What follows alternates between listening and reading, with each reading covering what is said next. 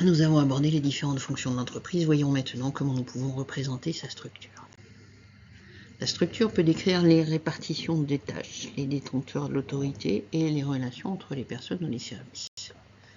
Le choix de la structure va dépendre d'un nombre indéterminé de facteurs, mais au moins 3 d'entre eux sont considérés. Le choix de la structure peut dépendre de la taille de l'entreprise. La structure se complexifiera en fonction du nombre de salariés. Elle peut aussi dépendre du système de production. Plus il y a de produits à fabriquer, plus la hiérarchie sera importante avec beaucoup de niveaux. Enfin, la structure peut dépendre de la stratégie générale adoptée par l'entreprise. S'il s'agit de la réduction des coûts, l'entreprise se dotera d'un service achat pour gérer cela.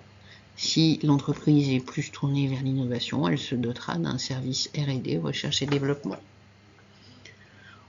On peut donc dire qu'il y a autant de structures que d'entreprises.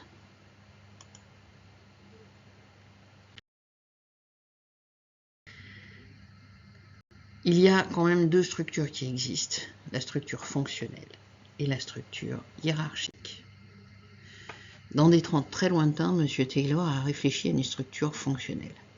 Celle-ci implique que les niveaux les plus bas vont souvent recevoir des ordres de plusieurs personnes spécialisées.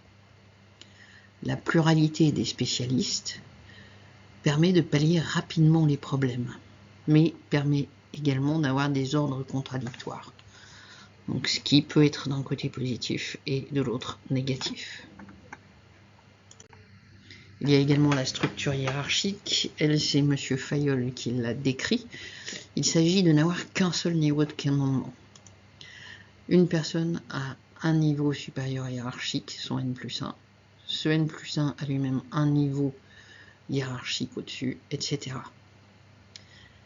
Dans cette structure, si un ordre est donné en haut de la pyramide, il descend petit à petit au gré des différents chefs.